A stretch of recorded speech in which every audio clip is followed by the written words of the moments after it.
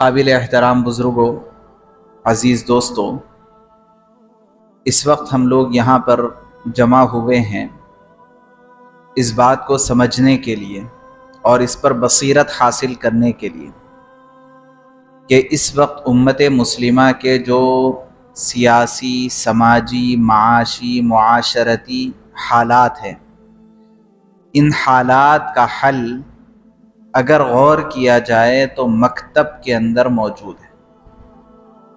عام طور پر جب اس طرح کی کوئی بات کہی اور سنی جاتی ہے تو ایک خیال یہ ذہنوں میں پنپتا ہے کہ چونکہ ہر فیلڈ اور میدان کے آدمی کو تمام تر کامیابی اپنے فیلڈ میں، اپنے میدان میں محسوس ہوتی ہے، اس لیے مکاتب والا یہ کہے گا کہ ہر مسئلے کا حل مکاتب میں، یہ خیال پنپے گا اور یہ سبقت ذہنی اس طرف ہو سکتی ہے۔ اس وجہ سے مناسب یہ معلوم ہوا کہ اس کو باضابطہ ثابت کر کے دکھایا جائے کہ مکاتب کی اس زمانے میں کیا اہمیت ہے، اور اگر ہم مکاتب کے نظام کو چھوڑیں گے تو عام طور پر حالات کے تبدیلی کے سلسلے میں، حالات کی اصلاح کے سلسلے میں جو کچھ ہمارے منصوبے ہیں وہ خیالی پلاؤ رہیں گے۔ اس وجہ سے اس موقع پر ہمیں بنیادی طور پر اس بات کو سمجھنا ہے کہ موجودہ حالات کیا ہیں اور ان حالات کا حل کیا ہے۔ دیکھیے، ہمارا یہ پروگرام تقریباً 1 تا سوا گھنٹے پر مشتمل رہے گا، لیکن امید یہ ہے کہ آپ کو یہ سمجھ میں نہیں آئے گا کہ 1 گھنٹہ کہاں نکل گیا ہے۔ قبل اس کے کہ میں آپ کے سامنے موجودہ حالات کے سلسلے میں کچھ تفصیلات رکھوں، ہمیں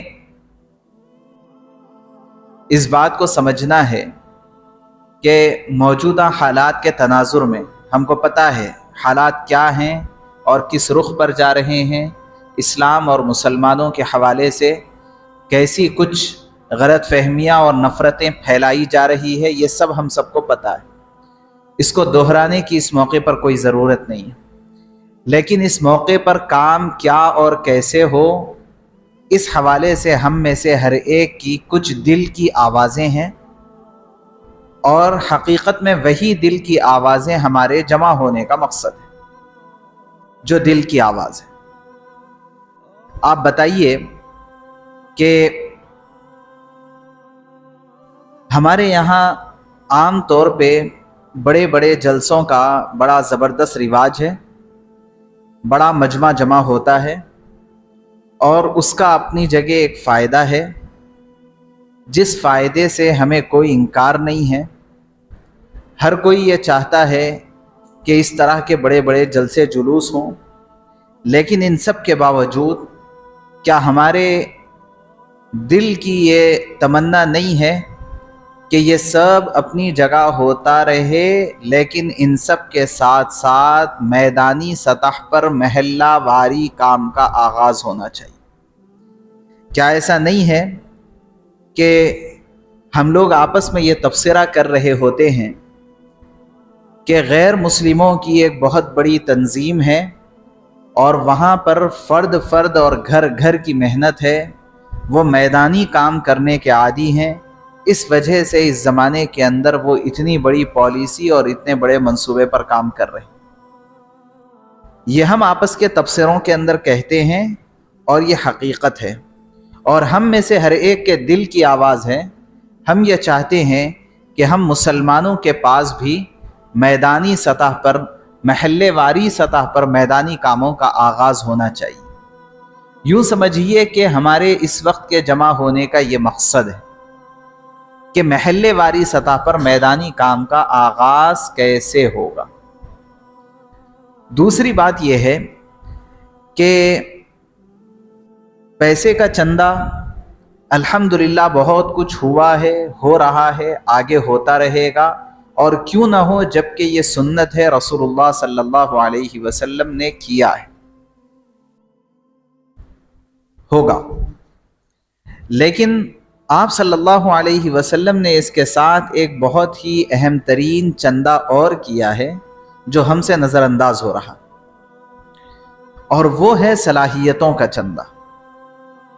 کسی بھی حدیث کی کتاب کو اٹھا کر کے آپ کتاب المناقب پڑھیے اور اس تناظر کے ساتھ آپ پڑھیے کہ رسول اللہ صلی اللہ علیہ وسلم نے کتاب المناقب میں ایک ایک صحابی کے اندر کیا کیا صلاحیتیں تھیں، ان صلاحیتوں کو نکھار کر کے اجاگر کیا، اور جب آپ نے اس کو اجاگر کیا ہے تو اس کے نتیجے میں امت کو ان صلاحیتوں سے فائدہ اٹھانا آسان ہو۔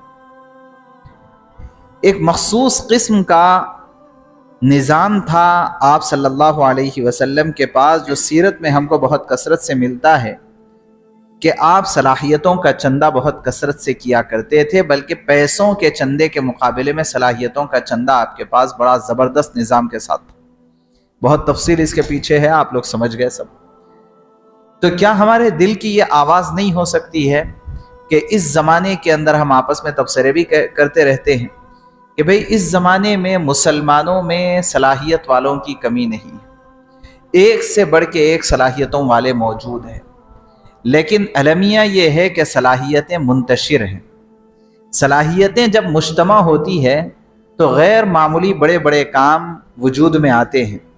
ایک شخص پلمبر ہے اور ایک الیکٹریشین ہے، ایک ٹائلز کا کام کرنے والا ہے، ایک مستری ہے، ایک انجینئر ہے، سب کی صلاحیتیں منتشر ہوتی ہے، لیکن جب یہ سب صلاحیتیں ایک بلڈنگ کے اوپر لگتی ہے تو بہت آسانی کے ساتھ بلڈنگ کھڑی ہو جاتی۔ ایسے ہی جب امت کی صلاحیتیں منتشر ہیں تو اس منتشر ہونے کی وجہ سے امت کوئی بھی بڑے منصوبے پر کام نہیں کر سکتی، اور ان صلاحیتوں کا مجتمع ہونا دراصل امت کے لیے اس وقت کا سب سے اہم ترین تقاضا ہے۔ اس لیے صلاحیتوں کا چندہ کر کے ہر صلاحیت والے کو اس کے صلاحیت کا پلیٹ فارم دینا اور ان صلاحیتوں کو محلے کے ڈیولپمنٹ کے لیے استعمال کرنا۔ یہ محلہ جو آ رہا ہے اس کی وجہ یہ ہے کہ ہمارا پورا پروگرام اور نظام اس وقت تک کامیاب نہیں ہو سکتا جبکہ سیرت سے یہ جڑا ہوا نہ ہو۔ اور رسول اللہ صلی اللہ علیہ وسلم نے مدینہ منورہ کو مرکز بنا کر کے جو کام کیا ہے وہ شاید اس زمانے میں مدینہ منورہ اتنا ہی تھا جتنا ہمارا ایک محلہ ہے۔ اب جتنی مسجد نبوی بنی ہوئی ہے اس زمانے میں پورا مدینہ منورہ اتنا ہی تھا۔ تو اگر ہم اپنے محلے کو بنیاد بنائیں گے تو میرے خیال میں یہ سیرت کے عین مطابق ہے،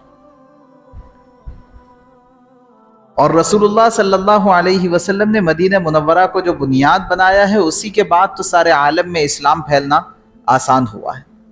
تو بہرحال یہ ہمارے دل کی آواز ہے کہ محلے واری سطح پر میدانی کام کا آغاز ہونا، صلاحیتوں کا چندہ ہونا۔ تیسرا ایک اہم ترین مقصد ہے جو دراصل مقصد بعثت ہے، اور چونکہ ہمارے پاس نبوت کی وراثت ہے تو ہم بھی صرف آئے نہیں ہیں، بھیجے گئے۔ ہم بھی آئے نہیں ہیں بلکہ ہم بھی من جانب اللہ بھیجے گئے، ہم بھی من جانب اللہ منتخب ہیں۔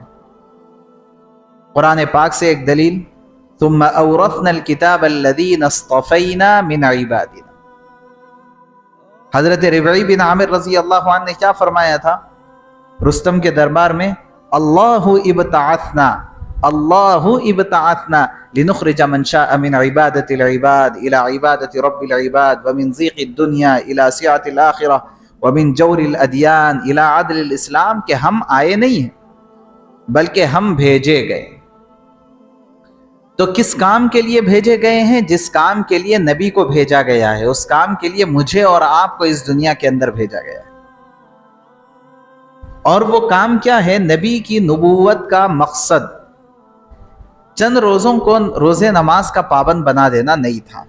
اس کے اوپر حضرت مولانا سجاد صاحب دامت برکاتہم نے ایک بیان میں بہت زبردست طریقے سے اس موضوع کو کھولا ہے کہ چند لوگوں کو روزہ نماز کا پابند بنا دینا آپ کا مقصد نہیں تھا، بلکہ اگر غور کیا جائے تو رسول اللہ صلی اللہ علیہ وسلم کی بعثت کا مقصد تھا آل راؤنڈ ڈیولپمنٹ، ہمہ جہتی ترقی کا نبوی دستور نافذ ہونا، ہمہ جہتی ترقی۔ اور رسول اللہ صلی اللہ علیہ وسلم نے اس پر بڑا زبردست طریقے سے کام بھی کیا ہے۔ مدینہ منورہ میں جو نظام بنا ہے وہ اتنا غیر معمولی نظام بنا کہ جہاں مسلمان ایمانیات، اعمال، اخلاق وغیرہ کے لحاظ سے عروج پر پہنچے ہوئے تھے، وہیں اس زمانے میں تعلیمی اعتبار سے عروج کا عالم یہ تھا کہ حضرت عبداللہ ابن زبیر رضی اللہ عنہ کے بارے میں آتا ہے کہ 99 غلام تھے ان کے، ہر غلام کی زبان الگ تھی اور یہ ہر غلام سے اس کی اپنی زبان میں بات کرتے تھے۔ لینگویجز کی تعلیم کا یہ عروج شاید اس کے بعد سے آج تک آسمان نے کبھی نہ دیکھا ہو۔ ٹیکنالوجی کی تعلیم کا عروج یہ تھا کہ سپر پاور کے پاس جو ڈیفنس ٹیکنالوجی اس زمانے کے اندر تھی، ایران اور روم کے پاس، وہ منجنیق تھی، اور رسول اللہ صلی اللہ علیہ وسلم نے حضرت غیلان اور حضرت عبداللہ ابن مسعود ثقفی رضی اللہ عنہما کو ملک شام بھیجا تھا تاکہ وہ وہاں سے ٹریننگ حاصل کر کے آئیں، اور غزوہ طائف میں دنیا کی سب سے ہائیسٹ ٹیکنالوجی کو مدینہ منورہ میں استعمال کر لیا گیا تھا۔ دنیا کی سب سے ہائیسٹ ٹیکنالوجی اس زمانے کے اعتبار سے۔ تو ایسا نہیں ہوا کہ مدینہ منورہ میں صحابہ کی بس کچھ ایمانیات اور عبادات پر تربیت ہوئی ہو، بلکہ ہمہ جہتی ترقی کا نظام بنا تھا، اور یہی تو وجہ تھی کہ اتنے سارے متمدن ممالک اور متمدن علاقے اٹریکٹ ہو رہے تھے۔ ایسا نہیں ہو سکتا تھا کہ کچھ روزہ نماز اور اخلاق کے اہتمام کی وجہ سے یہ اتنے بڑے بڑے طاقتور ممالک اور اتنا قوت اور اتنا نظام رکھنے والے ممالک اتنا گر پڑ کر کے آ جائیں۔ بڑے بڑے بادشاہ آ رہے تھے۔ وجہ یہ تھی کہ ان لوگوں کے کام کی جو چیز تھی، معاشیات میں ترقی، سماجیات میں ترقی، اقتصادیات میں ترقی، تعلیمی اعتبار سے ترقی اور دفاعی لحاظ سے ترقی، وہ ساری چیزیں مدینہ منورہ میں پائی جا رہی تھی۔ تو اصل میں رسول اللہ صلی اللہ علیہ وسلم کی بعثت کا مقصد ہے ہمہ جہتی ترقی، اور وراثت کے نتیجے میں ہماری بعثت کا مقصد بھی وہی ہوگا کہ ہمہ جہتی ترقی۔ تو جو ہم میں سے ہر ایک چاہتا ہے وہ یہ ہے، اور ہمارا مقصد بھی ہو سکتا ہے کام کا، محلے کی ہمہ جہتی ترقی یعنی آل راؤنڈ ڈیولپمنٹ کا نبوی دستور نافذ ہونا۔ اور چوتھے یہ ہے کہ تعمیر امت کے لیے ہر فرد امت کے استعمال کی ترتیب بننا، خواہ وہ مرد ہوں کہ خواتین۔ یہ 4 مقاصد کے اوپر ہم سب کو کام کرنا ہے، اور آپ بتائیے کہ کیا ان میں سے ایک مقصد بھی ایسا ہے جو کچھ نظر انداز کیے جانے کے قابل ہو؟ انتہائی اہم ترین مقاصد، اور ان مقاصد کے اوپر اگر کام شروع ہو جائے تو امت کے جو کچھ مسائل ہیں، ان مسائل کا حل آپ کو اس کے اندر ملے گا۔ اب ہمیں سب سے پہلے سمجھنا یہ ہے کہ ان مقاصد پر کام کرنے کے لیے ظاہر ہے کہ ایک بہت بڑے مشن کو لے کر کے چلنا ہے، کوئی آسان کام نہیں ہے۔ ایک مشن ہوگا جس کو ہم سب کو لے کر کے چلنا پڑے گا، لیکن کوئی بڑا مشن اٹھانے سے پہلے، ایک بڑے مقصد پر کام کرنے سے پہلے ہمیں یہ معلوم ہونا ضروری ہے کہ ہمارا مقام و مرتبہ عالمی اعتبار سے کیا ہے، اور ملکی اعتبار سے اس ملک کے اندر رہتے ہوئے ہماری حیثیت دیگر اقوام کے درمیان کیا ہے۔ اگر ہمیں یہ معلوم ہوگا تبھی جا کر کے ہم اپنے کام کی رفتار کو طے کر سکتے۔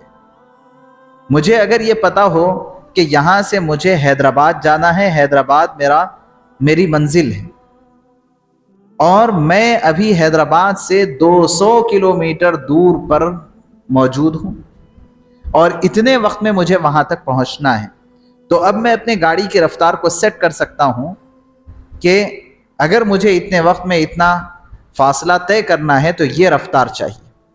لیکن اگر مجھے یہ پتا نہیں ہے کہ میں کتنی دور ہوں حیدرآباد سے، تو میں کبھی بھی اپنی گاڑی کی رفتار کو سیٹ نہیں کر سکتا، اپنا کوئی منصوبہ نہیں بنا سکتا. کسی کامیابی کے لیے اور ترقی کے لیے اور ملک میں کسی بھی قسم کے انقلاب لانے کے لیے اگر ہم سنجیدہ ہیں تو ہمیں پہلے یہ معلوم کرنا پڑے گا کہ آج ہم کہاں کھڑے ہیں. اس کے لیے کرائٹیریا ہے عالمی اعتبار سے کسی بھی قوم کے ترقیاتی نظام اور کسی بھی قوم کے دماغ اور ذہن کو سمجھنے کے لیے ایک کرائٹیریا اور معیار ہے نوبل پرائز. نوبل پرائز اب تک پوری دنیا میں 968 تقسیم ہوئے ہیں، مسلمانوں میں 13 آئے ہیں. اس ملک کے اندر 12 آئے ہیں، 13 میں سے 12 نہیں. اس ملک میں 968 میں سے 12 نوبل پرائز آئے ہیں، لیکن مسلمانوں کے پاس اس ملک میں آج تک ایک بھی نوبل پرائز نہیں آیا. لہٰذا یہ اس بات کی علامت ہے کہ عالمی اقوام عالمی اعتبار سے بھارت کے مسلمانوں کا کوئی اہم کردار عالمی اسٹیج پر نہیں.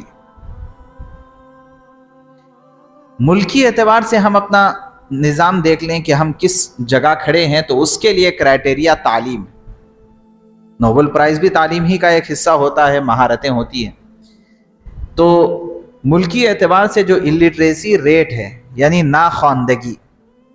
ناخواندگی غیر تعلیم یافتہ لوگوں کی مقدار، جینس میں 13.57، سکھ میں 32.49، ہندو 33.90، ایس سی 36.40، ایس ٹی 41، اور مسلمانوں میں الٹریسی ریٹ ہے 42.72%. یعنی اس وقت مسلمان ایس سی ایس ٹی سے بھی پیچھے جا چکے ہیں تعلیم میں. جن کو دھیڑ کہتے ہیں، جن کو دلت کہتے ہیں، ان سے بھی مسلمان پیچھے جا چکے ہیں. اور یہ کون لوگ ہیں جن کو آگے بڑھانے کے لیے پچھلے 10 سال سے آنے والی ہر حکومت ان کے لیے ریزرویشنز رکھی ہوئی ہیں، ان کے لیے مختلف قسم کے آفرز رکھی ہوئی ہیں، اسکیمز بنائی ہوئی ہیں، اسکالرشپس ہیں، ہر طرح کی سہولتیں ان کے لیے ہے. لیکن اس کے باوجود بھی آج تک یہ قوم آگے نہیں بڑھ سکی. الامان والحفیظ، اب مسلمان ان سے بھی پیچھے جا چکے ہیں تعلیمی اعتبار سے.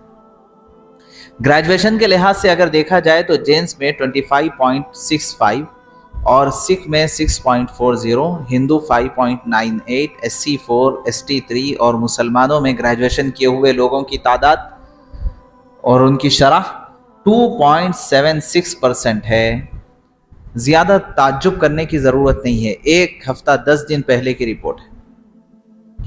میں جب سفر پہ نکل رہا تھا اس وقت نیوز آئی تھی کہ صرف تلنگانہ میں، آندھرا کا کیا ہے نہیں معلوم، ہو سکتا آندھرا والے آگے ہوں گے، تلنگانہ میں گریجویشن کے کالجز کے لیے، ہائر ایجوکیشن کے لیے ابھی تک 2 لاکھ سیٹس خالی ہے. صرف تلنگانہ میں 2 لاکھ سیٹس خالی ہے اور ٹائم مکمل ہو گیا ہے. داخلہ لینے والے نہیں ہیں. یہ صورتحال ابھی 1 ہفتہ پہلے کی. تو آپ دیکھیے کہ اگر ہمیں ملک کے اندر کام کرنا ہے تو بھارت میں جو 6600 قومیں بستی ہیں، ان قوموں کے درمیان مسلمانوں کی صورتحال یہ ہے کہ تعلیمی اعتبار سے ہم ایس سی ایس ٹی سے بھی پیچھے ہیں، دلت لوگوں سے بھی ہم پیچھے ہو چکے ہیں.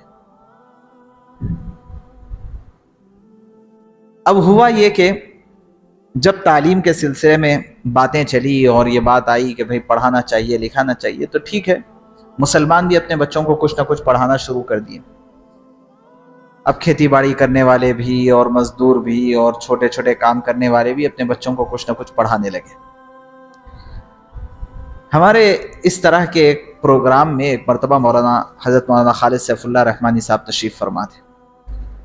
تو مولانا نے دیکھا، اس کے بعد فرمایا کہ عزیزم، آپ یہ جو تحقیق کیے ہیں یہ تو بہت بہتر ہے، اس کے ساتھ ایک اور تحقیق کیجئے.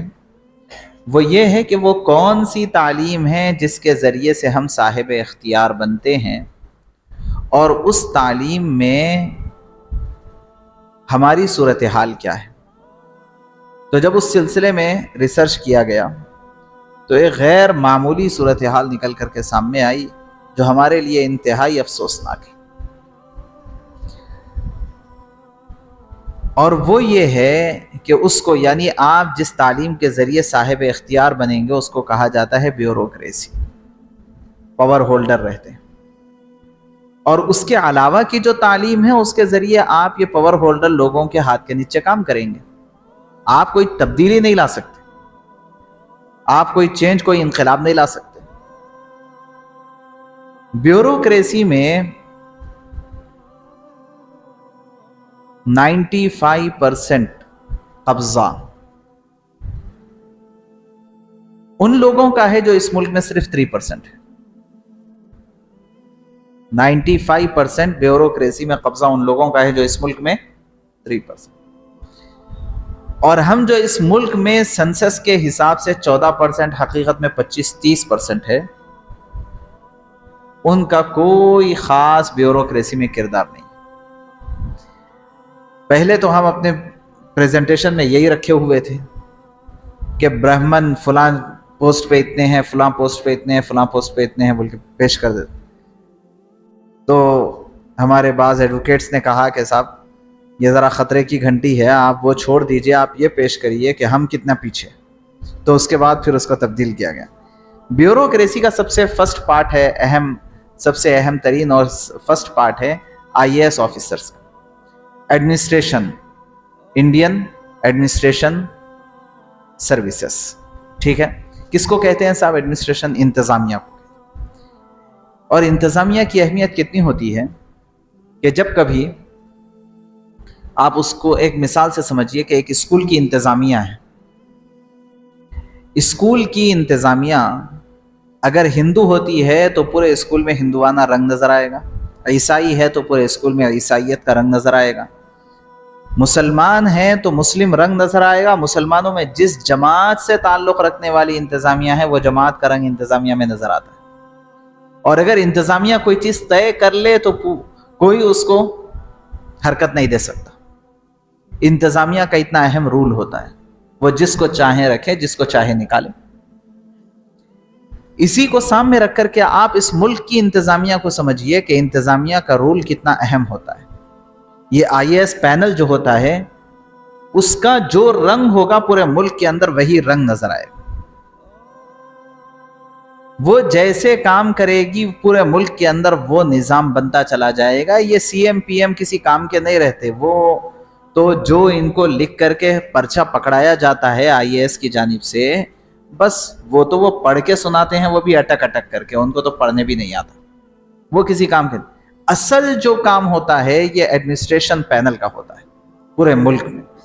اب آپ دیکھ لیجئے کہ پورے ملک میں جو صورتحال بنی ہوئی ہے وہ کیوں ایسی بنی ہوئی ہے کہ ٹوٹل IAS آفیسرز ہے 4619 اور اس میں سے مسلمان 153.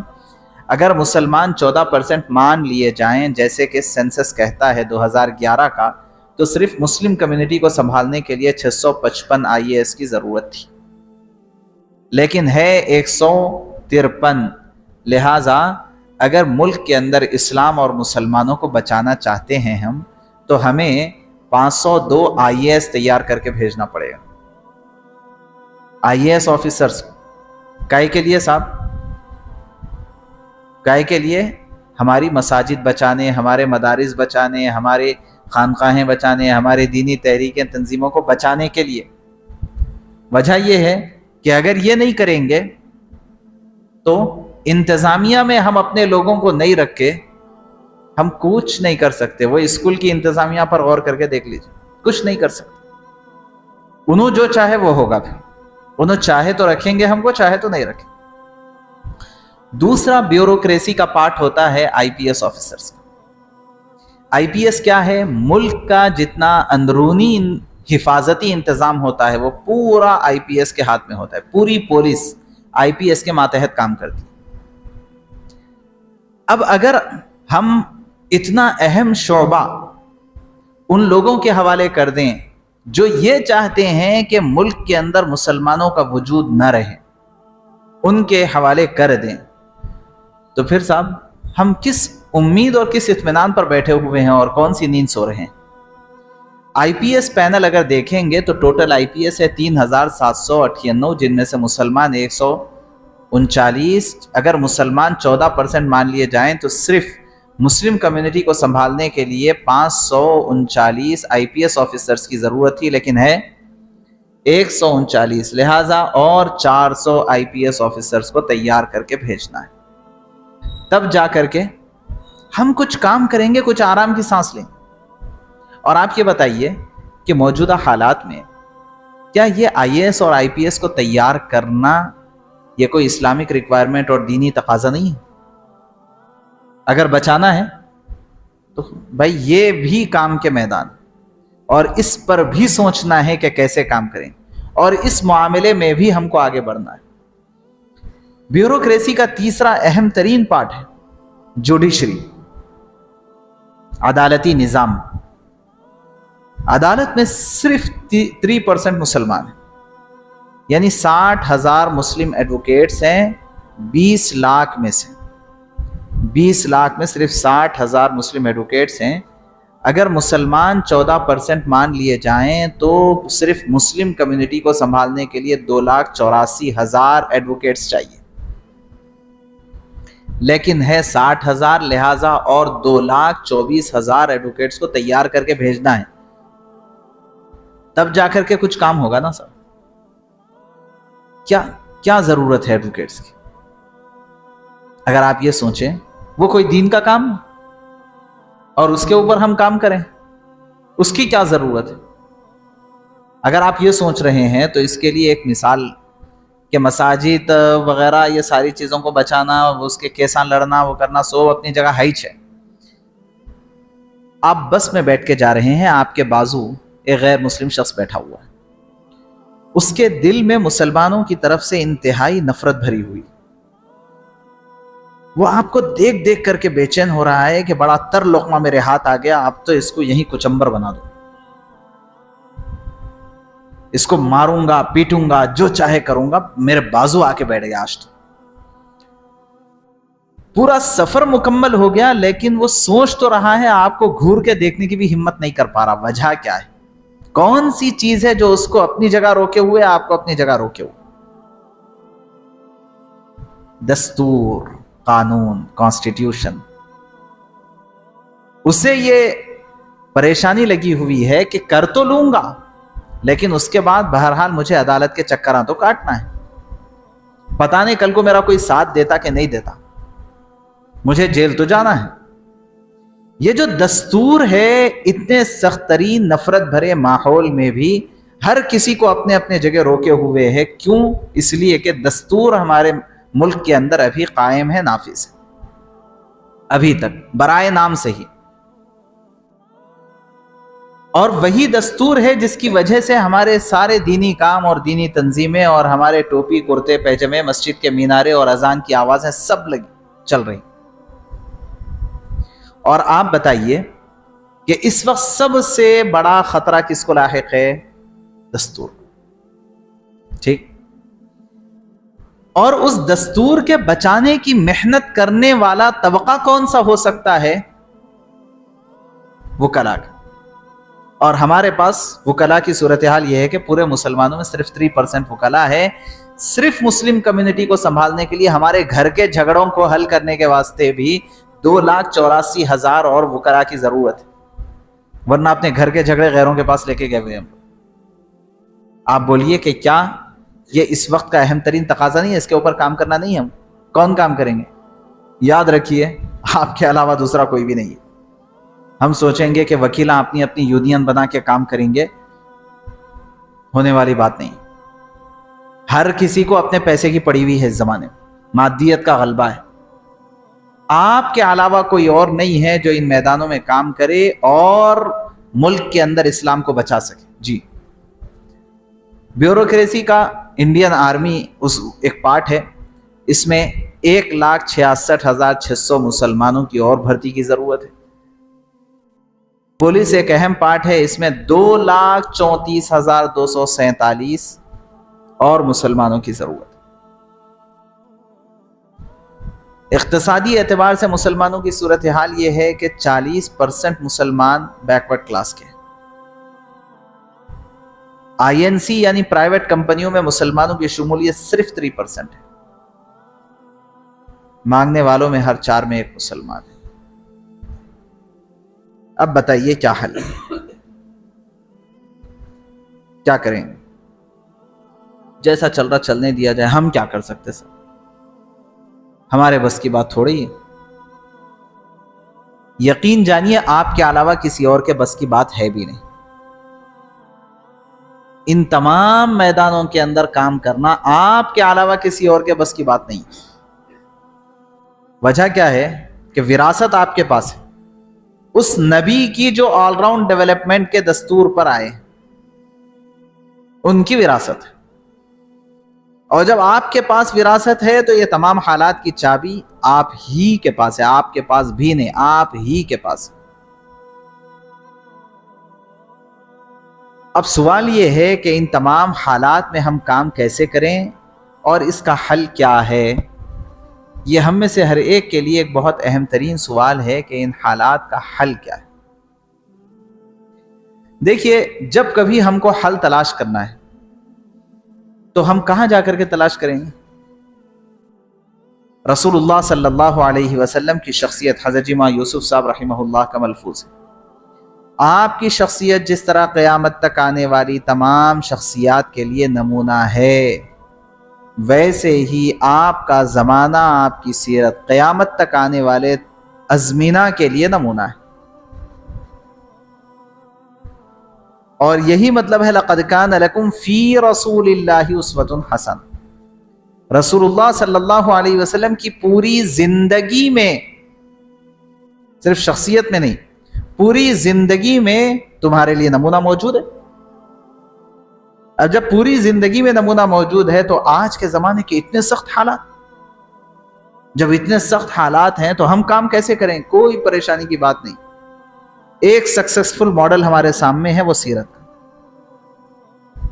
دنیا کی دوسری قومیں اگر کوئی منصوبہ بند پلان کرنا چاہتی ہے تو ان کو 100 سال کا وقت لگتا ہے۔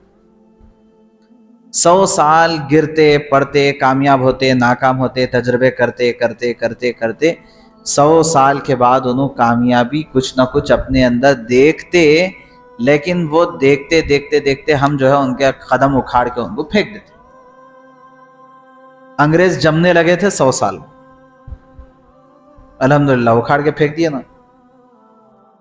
اب دوسری تنظیمیں بھی جمنے لگ رہی ہے 100 سال میں، انشاءاللہ اکھاڑ کے پھینکیں گے، مگر بولنا آسان ہے، کام کرنا پڑے گا اس کے، ضرور اکھاڑ کے پھینکیں گے۔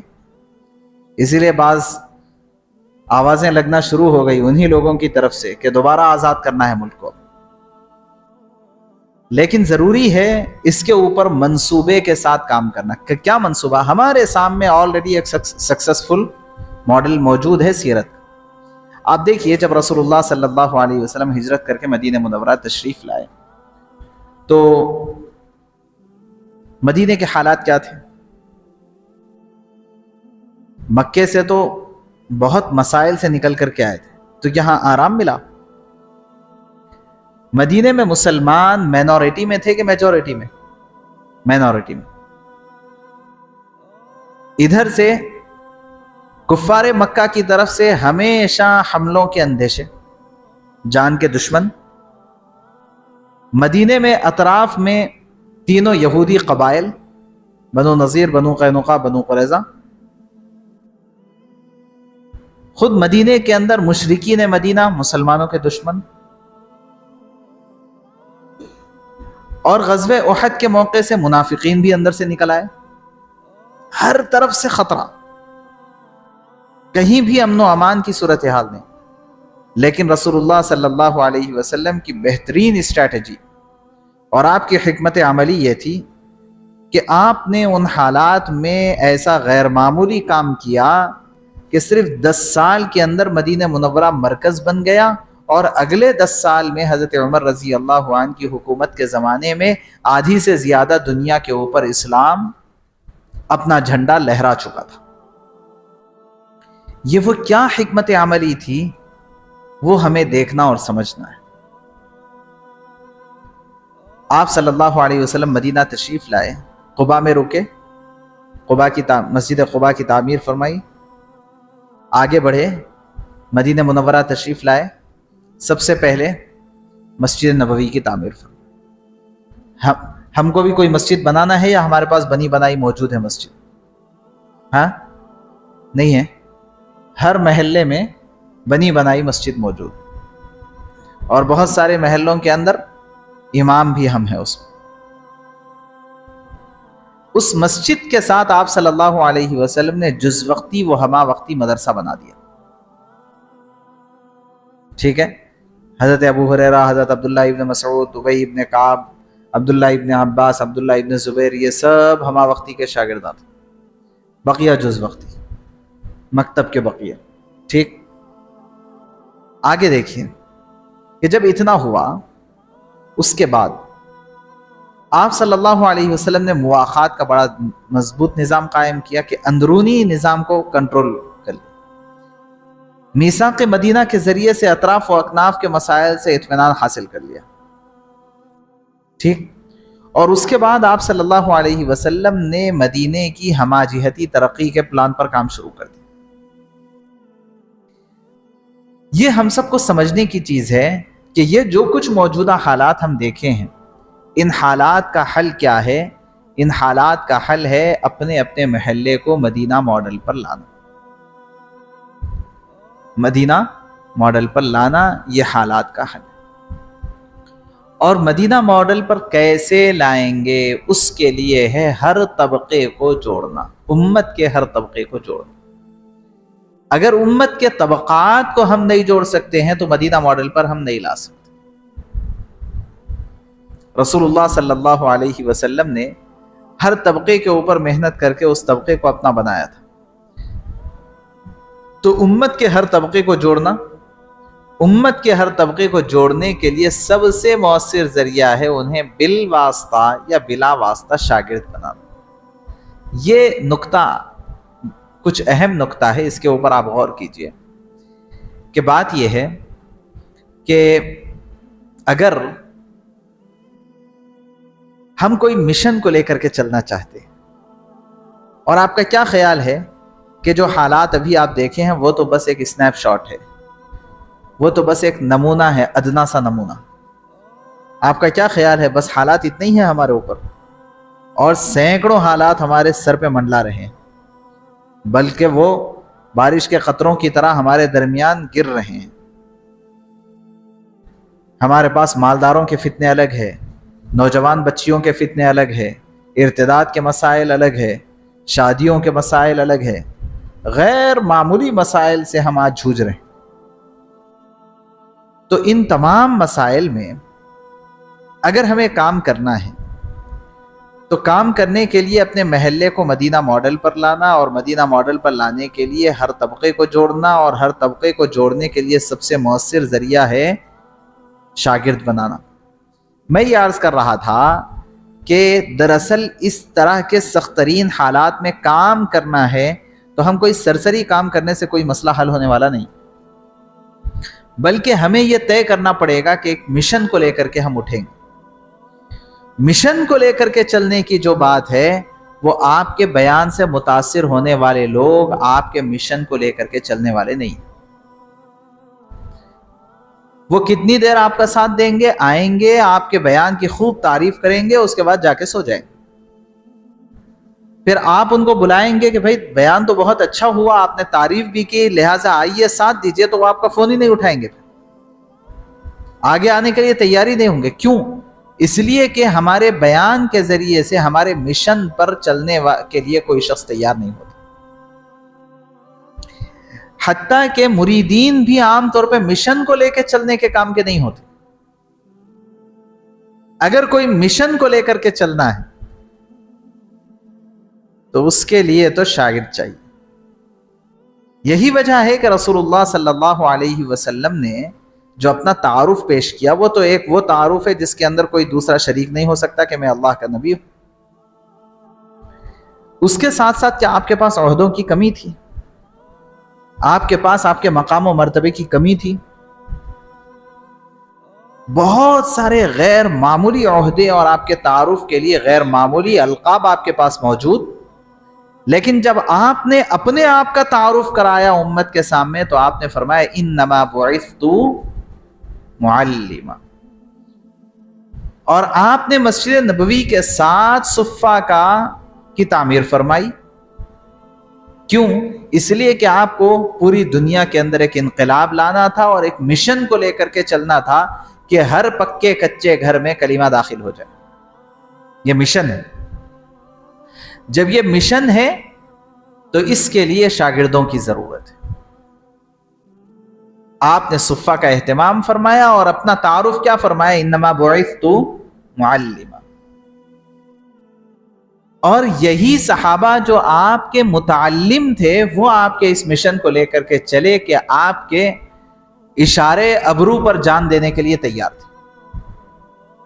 اچھا، آپ تاریخ دیکھ لیجئے، حضرت شاہ ولی اللہ محدث دہلوی علیہ الرحمہ کا ایک مشن تھا، کون لے کر کے چلے؟ حضرت شاہ عبدالعزیز رحمۃ اللہ علیہ، شاہ اسحاق رحمہ اللہ، حضرت مجدد الفسانی رحمہ اللہ۔ دور جانے کی کیا ضرورت ہے؟ حضرت شیخ الہند علیہ الرحمہ۔ وہ مشن کو لے کر کے چلنے والے ہیں کون؟ اور کون تھے جنہوں نے اتنی بڑی بڑی قربانیاں دی؟ تو اگر مشن کو لے کر کے چلنا ہے تو یہ بات طے ہے کہ اس کے لیے شاگرد چاہیے، کیونکہ اللہ تبارک و تعالیٰ کی جانب سے ایک عجیب و غریب نسبت ہے استاد اور شاگرد کی۔ میں بعض مرتبہ طلباء کو سمجھانے کے لیے عرض کرتا ہوں کہ دو نسبتیں ایسی ہے جس کو قبول کروانے کے لیے الگ سے کچھ اور محنت کی ضرورت نہیں۔ ایک اولاد اور ماں باپ کے درمیان کی نسبت ہے، یہ رشتہ ہے، یہ اللہ کے پاس مقبول ہے، اس میں مفعول کے ساتھ ہو چکا قبول۔ وہ اتنا مقبول رشتہ ہے کہ باپ خواہ شرابی ہو، جواری ہو، گناہگار، فاسق و فاجر ہو، ویسا باپ بھی اگر اپنے بیٹے کو بد دعا دے دے تو اللہ کے پاس وہ آسمانوں کو چیرتی ہوئی جا کر کے قبول ہو جائے گی، اور دعا دے دے تو وہ بھی قبول ہو جائے گی۔ تو اس باپ کو اللہ کے پاس قبول کروانے کے لیے الگ سے محنت کی ضرورت نہیں ہے کہ اس کا رشتہ خود اللہ کے پاس مقبول ہے۔ اور آپ بتائیے دوسرا رشتہ کون سا ہے؟ استاد شاگرد کے درمیان کا رشتہ۔ استاد خواہ کیسا بھی ہو، لیکن اگر شاگرد اس استاد کی بے ادبی اور بے احترامی کرتا ہے تو ہمیشہ ہمیشہ کے لیے راندے درگاہ ہو جاتا ہے، خواہ کتنا ہی بڑا عالم کیوں نہ ہو جائے، کتنے ہی بڑے مدرسے سے فارغ کیوں نہ ہو جائے، لیکن وہ کام کا نہیں رہتا۔ اور اگر استاد کا دل جیت لیتا ہے تو خواہ کتنا ہی زیادہ کمزور صلاحیت کا کیوں نہ ہو، اللہ تعالیٰ اس سے بڑے بڑے کام لے لیتے ہیں۔ یہ تو آپ ہم دیکھ رہے ہیں نا دنیا میں۔ تو استاد اور شاگرد کا رشتہ دراصل مقبول رشتہ ہے اللہ کے پاس۔ یہی وجہ ہے کہ آپ کو یہ منظر کالجز میں، یونیورسٹیز میں نظر نہیں آئے گا جو ادب و احترام اور وفاداریوں کا منظر ہمارے دینی اداروں کے اندر نظر آتا ہے۔ یہ اللہ کی خاص رحمت ہے اللہ کی کتاب کے ساتھ۔ تو دیکھیے کہ اگر مشن لے کر کے چلنا ہے تو اس مشن کے لیے ضرورت ہوتی ہے شاگردوں کی۔ شاگرد نہیں تو مشن لے کر کے چلنا بہت مشکل ہے۔ تاریخ بھی ہمیں بتاتی ہے، سیرت بھی ہمیں بتاتی ہے۔ تو یہ بات طے ہے کہ موجودہ سخت ترین حالات میں کام کرنا ہے تو بھائی یہ کام کوئی سرسری نہیں ہے، حالات بڑے بگڑ چکے ہیں اور بہت زبردست اور مختلف محاذ پر۔ میں بعض مرتبہ عرض کرتا ہوں کہ اس زمانے کے اندر اس وقت امت کے ملٹیپل آرگنز فیل ہو چکے ہیں۔ بولتے ہیں نا فلاں اتنا بیمار ہو گیا، اتنا بیمار ہو گیا بیچارہ کہ اس کا لیور بھی چلے گیا، اس کا گردہ بھی چلے گیا، اس کا دل بھی چلے گیا، آہستہ آہستہ آہستہ ملٹیپل آرگنز اس کے فیل ہو رہے ہیں۔ کیا مطلب؟ اب اپکو جپکو ہے بیچارہ۔ ملٹیپل آرگنز فیل ہونے کا مطلب یہ ہے کہ اس کا بہت کم وقت باقی رہ گیا۔ اس وقت میں کیا ہوتا ہے؟ اس وقت میں اس مریض کو بچانے کے لیے اب ایک ڈاکٹر کام نہیں کرتا، اب مختلف اعضاء کے ڈاکٹرز آتے ہیں، بیٹھتے ہیں، میٹنگز کرتے ہیں، اور میٹنگز کر کے اس کو بچانے کی کوششیں اور تدابیر کرتے ہیں۔ صلاحیتیں مجتمع ہوتی۔ جب صلاحیتیں مجتمع ہوتی ہے تو اس مریض کا کچھ بھلا ہوتا ہے، اور پھر یہاں بھی جب صلاحیتیں منتشر رہے گی تمام ڈاکٹرز کی تو پھر اس مریض کا پھر کباڑا ہو جائے گا۔ ایسے ہی اس وقت امت کے ملٹیپل آرگنز فیل ہو چکے ہیں، بڑے سخت ترین حالات میں۔ ایک مسئلہ نہیں ہے جس کو بیان کیا جائے کہ ہر شاخ پہ الو بیٹھا ہے، انداز گلستاں کیا ہوگا پتہ نہیں، یہ صورتحال ہے۔ ایسے وقت میں اگر ہمیں کام کرنا ہے تو ایک مشن لے کر کے چلنا ہے، اور مشن لے کر کے چلنے کے لیے میرے بھائیوں کیا چاہیے آپ کو؟ شاگردوں کی ضرورت ہے۔ اور جب آپ کو ہر محلے میں اپنے شاگرد بنانے ہیں تو اس کے لیے آپ کے پاس ہر طرح کا نصاب چاہیے۔ اگر آپ کے پاس نصاب نہیں ہے تو بہت معذرت کے ساتھ آپ 2 دن بولے پڑھیں گے، 3 دن ان کو پڑھائیں گے، کچھ ادھر ادھر سے لا کر کے جمع کر کے پڑھائیں گے، ہفتے 10 دن میں آپ کے پاس کا سب ختم ہو جائے گا۔ پھر آپ سوچیں گے کیا پڑھائیں گے اب آگے، سمجھے؟ تو ایک تو ہر طبقے کو، پھر پیچھے سے آئیے، حالات کو قابو میں لانے کے لیے نمبر 1 مدینہ ماڈل کے لیے ہر طبقے کو جوڑنا، محلے کے ہر طبقے کو جوڑنے کے لیے شاگرد بنانا، بالواسطہ یا بلا واسطہ۔ یہ کیا مطلب بالواسطہ بلا واسطہ؟ آپ بلا واسطہ شاگرد بنائیں گے اور خواتین کو آپ اپنے گھر والی کے واسطے سے شاگرد بنائیں گے، کیونکہ اس وقت امت کے اندر صرف مردانے میں کام کا مسئلہ نہیں ہے، مرد و خواتین دونوں کے اندر پیرالل کام کرنے کی ضرورت ہے، ایک ساتھ۔ اور شاگرد بنانا اگر ہے تو آپ کے پاس ہر طبقے کا نصاب چاہیے۔ تو اب بھئی جب یہ بات طے ہو چکی ہے تو طبقات ہمارے پاس 4 ہے جو ہر محلے میں پائے جاتے ہیں۔ نمبر 1 بچوں کا طبقہ، جو آج کے بچے ہیں کل کے جوان ہیں۔ نمبر 2 اسٹوڈنٹس کا طبقہ، جن کو روزانہ آپ کے مکتب میں آنے کے لیے وقت نہیں ہے، اتوار سنڈے کلاس آپ چلا سکتے ہیں۔ نمبر 3 وہ اسٹوڈنٹس کے والدین کا طبقہ، جن کو اگر آپ مکتب بلانا چاہے تو وہ اپنے پوتروں نواسوں کے ساتھ بیٹھ کے مکتب میں پڑھنے شرمائیں گے، آئیں گے نہیں، لیکن کام ان پر بھی کرنا ہے اور ان کو بھی اپنا کارکن بنانا ہے۔ نمبر 4 پروفیشنلز کا طبقہ، پڑھے لکھے لوگ، انجینئرز ہے، ڈاکٹرز ہے، لائرز ہے، ایڈوکیٹس ہے، اور جو ہے آئی ٹی پروفیشنلز ہے، یہ سب لوگوں کا طبقہ۔ یہ 4 طبقات بنیادی طور پہ ایسے ہیں جن پر ہم سب کو ہر محلے کی سطح پر کام کرنا ہے۔ کیوں؟ تاکہ ان سب کو اپنے کام کا کارکن بنایا جا سکے۔ ان کو فائدہ تو ہوگا ہی ہوگا اگر ہم ان کو دینی چیز پڑھائیں گے، لیکن ان کو اپنا کارکن بنانے میں سہولت ہوگی۔ اور اس وقت ہر امام کے ساتھ، ہر مکتب کے معلم کے ساتھ، ہر محلے میں رہنے والے عالم دین کے ساتھ ایک ٹیم کی ضرورت ہے، ایک ٹیم کی ضرورت ہے جو ان کے منصوبوں کے اوپر محلے کے ڈیولپمنٹ پر کام کرے۔ اس کے لیے بھائی سب سے پہلا طبقہ بچوں کا ہے۔ بچوں کے لیے، بچوں کے، دیکھیے کوئی بھی طبقے میں آپ کام کریں، یاد رکھیے اس زمانے میں اگر آپ نفسیات کے سیکٹر کو اور نفسیات کے شعبے کو چھوڑ کر کے کام کرنا چاہتے ہیں تو یاد رکھیے کہ آپ کام میں ناکام ہونے والے ہیں۔ بس بھائی بولے تھے اور مکتب ہم کو چلانا ہے اور بالغان مکتب شروع کرنا ہے، آپ شروع کر دیے، 2-4 دن میں 8-10 دن میں پھر بند ہو جائے گا۔ اب تک کتنے کی مرتبہ بند ہوا، پھر اور ایک بار بند ہوگا۔ ان کے نفسیات کا لحاظ کر کے اگر آپ کام کریں گے تو انشاءاللہ کام بڑھے گا، جمے گا، ورنہ کام جمے گا نہیں۔ لہذا بچوں کا پہلے نصاب چاہیے۔ بچوں کے نصاب کے لیے میں اس کا زیادہ تعارف نہیں کروں گا، شاید آپ لوگ متعارف ہیں، ہمارے نصاب سے شاید آپ لوگ متعارف ہیں، ہاں اکثر متعارف ہیں۔ 5 حصوں پر یہ مشتمل نصاب ہے، یعنی فرسٹ کلاس میں اگر بچہ ایڈمیشن لیا تو 5th کلاس میں اس کے قرآن پاک ختم ہو جائے گی۔ اختلافی امور سے اس میں اجتناب کیا گیا ہے تاکہ ہر طبقے کے لوگ آ کر کے، ہر طبقے کے بچے ہمارے مکتب میں پڑھیں۔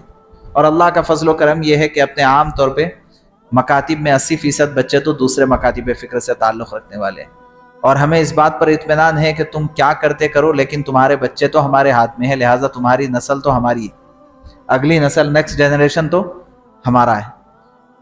اور استاد اور شاگرد کا مسئلہ اتنا اہم ہے، حضرت پیر ذوالفقار صاحب علیہ رحمت دامت برکاتہم کا ایک ملفوظ پڑھنے میں آیا تھا، بہت اہم ملفوظ ہے۔ فرمایا کہ اگر طالب علم عیسائی ہو، بلکہ طالب علم مسلمان ہو، مدرسے کے لیے جگہ کا انتخاب ہوا ہے، مدرسے کے لیے جگہ کا انتخاب ہوا ہے حرم شریف، نصاب کے طور پر کتاب کا انتخاب ہوا قرآن پاک،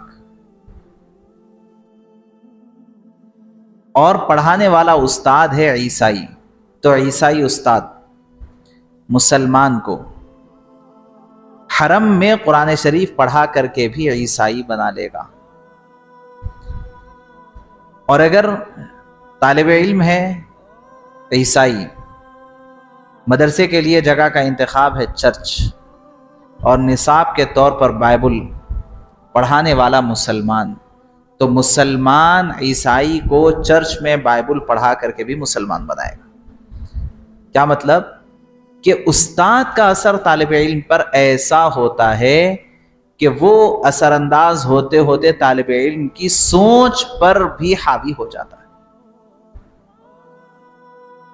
یہ ہے اصل میں استاد اور شاگرد کا معاملہ۔ اور آپ کو کام لینا ہے تو صاحب کسی اور کے دماغ میں بھی، آپ کے دماغ میں جو چل رہا اس کے دماغ میں بھی چلنا، تبھی جا کے کام ہو سکتا، ورنہ کام نہیں ہو سکتا۔ ورنہ انہوں الگ پٹری پہ گئے، آپ الگ پٹری پہ گئے، ہر مشورے میں بیٹھ کے لڑ لیتے رہیں گے تو کہاں سے ہوتا کام؟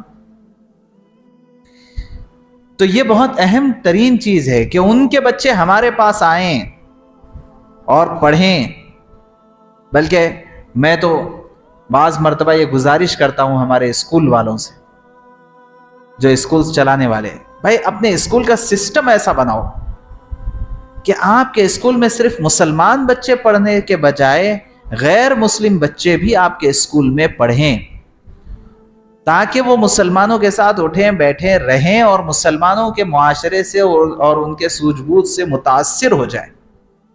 کوئی ماحول ایسا دیں تو صحیح۔ ہم ایسا کیوں نہیں ہو رہا؟ اور یہ کیوں ہو رہا ہے کہ ہم مسلمانوں کے بہت سارے بچے عیسائی اسکولوں میں بھی ہے، غیر مسلم اسکولوں میں بھی، ہندو اسکولوں میں بھی، لیکن ان کا کوئی بچہ ہمارے اسکول میں نہیں؟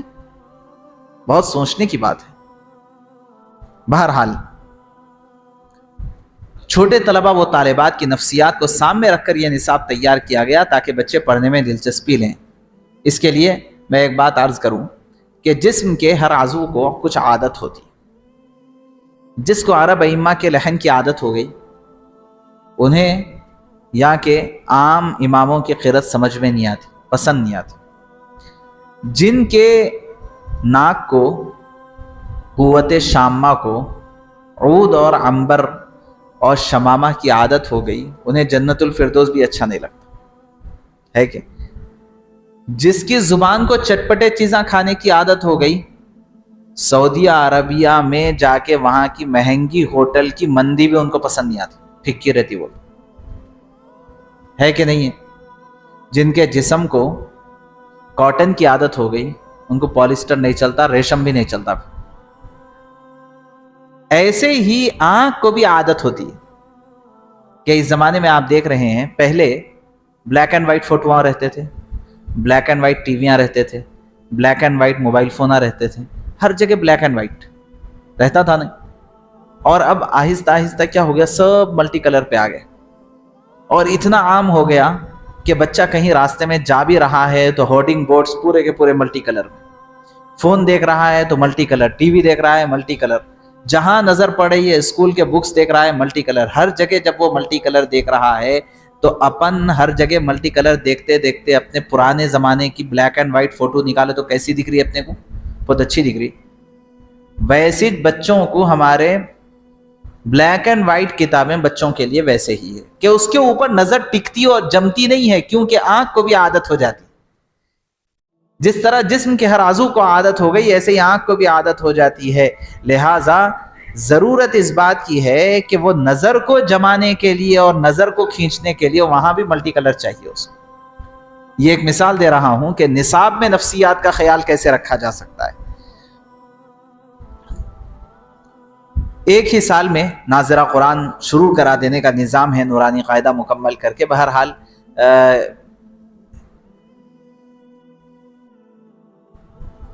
عملی مشق کا نظام اس کے اندر دیا گیا ہے۔ ایسے ہی سال کے 12 مہینوں میں سے 10 مہینے پر مشتمل نصاب ہے، 30 دن میں سے 20 دن پر مشتمل نصاب ہے۔ قرآن اور دینیات دونوں کو اس میں کور کیا گیا ہے۔ ہر مہینے کا الگ الگ رنگ میں اس کا جو ہے نظام دیا گیا ہے تاکہ اساتذہ کے لیے سہولت ہو سکے۔ بہرحال یہ نصاب کا جو تعارف ہے نا صاحب، یہ تعارف کیوں کروایا جا رہا ہے؟ ہمارے پاس، آپ پیچھے سے آئیے، اصل اپنے مضمون کو بھولیے مت۔ مقصود صرف نصاب کا تعارف نہیں، مقصود ایک نظام اور ایک مشن ہے، اور آپ کو یہ سمجھنا ہے کہ مکتب کی اہمیت عالمی اور ملکی انقلاب کے لیے کتنی اہم چیز ہے، اور ملکی انقلاب کے اندر مکتب کا کیا کردار ہے۔ پہلا طبقہ بچوں کا ہے۔ یقین جانیے کہ بچوں کا مکتب اگر مضبوط چلتا ہے تو سارے کے سارے مکاتب کام میں آئیں گے، سارے مسائل حل ہوں۔ آپ کے بچوں کا اگر 50 بچوں کا مکتب ہے تو آپ کے ہاتھ میں 50 گھر ہے، 50 طلبہ نہیں ہے۔ اور کتنی بڑی چیز ہے 50 گھر، 50 نے 50 میں سے 25 لوگوں کو لا کے آپ کونسلر کے سامنے ٹھہرا دو، کونسلر ہل جاتا، اس کی رال ٹپکنے لگتی، ایم ایل اے کی رال ٹپکنے لگتی، 25-30 لوگوں کو سامنے کھڑا کر دی۔ تو 50 گھر آپ کے ہاتھ میں، 100 گھر آپ کے ہاتھ میں، کوئی معمولی بات نہیں ہے۔ تو پہلا طبقہ ہے بچوں کا، دوسرا طبقہ ہے اسٹوڈنٹس کا۔ یہ جو اسٹوڈنٹس ہے بڑا کریم طبقہ ہوتا ہے، اور یہ آپ کے ہاتھ میں آ جاتے ہیں اور آپ کے کارکن بن جاتے ہیں، تو اب پھر وہ تو فتح کرنے والے ہیں پوری دنیا کو۔ ایسی غیر معمولی صلاحیتوں کے مالک اور حامل ہیں آج کل کے بچے، لیکن ان کے پاس روزانہ آپ کے مکتب میں آ کے پڑھنے کے لیے وقت نہیں، بالکل وقت نہیں۔ وہ کالج سے گھر آنے تک لڑکے ہو کہ لڑکی ہو 5 بج جا رہے ہیں، اس کے بعد ان کے پاس کچھ بھی دم نہیں۔ لیکن آپ کے پاس سنڈے کلاس کا نظام ہو سکتا ہے۔ تفہیم شریعت کے نام سے ویکلی کورس تیار کیا گیا ہے کہ اگر آپ اتوار کو 2 گھنٹے کے لیے ان کو بلائیں گے، خواتین کا الگ نظام بنائیں گے، مردانے کا الگ نظام بنائیں گے، تو انشاءاللہ بڑا زبردست کامیاب یہ نظام چلے گا، اور یہ لوگ بہت پابندی کے ساتھ آئیں گے۔ اور اس کا ایک بہت مختصر سا نصاب تیار کیا گیا، یعنی 4 مہینوں کا نصاب ہے صرف۔ 4 مہینے میں 16 اتوار آتے ہیں، 16 اتوار میں 16 صورتیں مع ترجمہ و تفسیر۔ بڑے ہیں نا بھائی، ان کو ترجمہ بھی چاہیے، ان کو تفسیر بھی چاہیے، ان کے بیسک نیڈ ہے، ان کی بنیادی غذا ہے۔ اور 16 ایام اور 16 اعمال کی سنتیں اور دعائیں، 16 اسباق اس میں عقائد و مسائل کے دیے گئے ہیں، سیرت کے 16 اسباق رکھے گئے ہیں۔ اب اتنا دینے کے بعد صاحب انہوں آئے، 2 گھنٹے پڑھ کے گئے، بیچ میں 1 ہفتے کا گیپ آنے والا ہے، 1 ہفتے کا گیپ آنے والا ہے۔ ان کو سبق یاد کر کے آؤ بولے تو یاد کر کے آتے؟ کوئی بھی یاد کر کے نہیں آتا، اور اگر کئی کو یاد کر کے نہیں آئے بول کے پوچھتے ہی دوسری مرتبہ سے کبھی بھی نہیں آتے، ہے نا؟ تو اس کے لیے ان کو کیا کریں گے؟ اس میں آخری جو مضمون دیا گیا ہے دعویٰ کورس، یہ اس میں دعوت کے فضائل بیان کیے گئے۔ آپ وہ فضائل سنا کر کے ان سے عزائم لے لیجئے کہ بھئی آج جو سبق یاد کرے ہیں آپ کتنوں کو یاد دلا کے آئیں گے؟ بڑے ہیں نا، آپ اپنے چھوٹے بھائی بہنوں کو اور آپ اپنے کزنز کو، آپ ان کو کتنوں کو یاد دلا کے آئیں گے؟ وہ 8-10 کے ارادے کریں گے، اگر وہ 10 نہیں 1 کو بھی یاد دلا کر کے آ جائیں تو آپ کا تو کام بن گیا۔ بس یاد دلانے کے چکر میں ان کا اپنا تو یاد ہو جائے گا۔ بہرحال اس ترتیب کے اوپر یہ پورا نصاب تیار کیا گیا ہے۔ تو دوسرا طبقہ کون سا ہے صاحب؟ اسٹوڈنٹس کا۔ یہ طریقے تدریس وغیرہ بھی ہے، اس میں کون سی کتاب کیسے پڑھائی جائے کیا ہے، انشاءاللہ وہ کبھی تفصیل سے کریں گے، یہ تعارف ہو رہا ہے صرف۔ تو دوسرا طبقہ ہے اسٹوڈنٹس کا۔ تیسرا طبقہ ہے بھائی، اگر یہ اسٹوڈنٹس کے والدین آپ کے ہم نوا نہیں رہیں گے تو یہ پھر آپ کے کام کے نہیں، سب سے بڑی رکاوٹ ان کی آ جائے۔ اور ان کو بھی تو دین کی ضرورت ہے نا، اور انہیں بھی تو آپ کارکن بنائیں۔ تو یہ آپ سرپرست میٹنگ کیجئے، بلائیے والدین کو، اور ان کو بھی ترغیب دیجئے کہ بھئی یہ کتاب لے لیں، تفہیم دین کورس، یہ ویکلی نصاب نہیں ہے، غلط لکھا ہوا ہے وہ، distance education in Islamic studies, کیا مطلب؟ اوپن اسکولنگ، گھر میں بیٹھے بیٹھے پڑھ لو، 1 مہینے 2 مہینے کے بعد آ کے ہم کو امتحان دے دو۔ اوپن سے 10ویں کا امتحان دیتے نہیں، گھر میں بیٹھے بیٹھے پڑھ لیے، اوپن سے 12ویں کا امتحان دیتے ہیں۔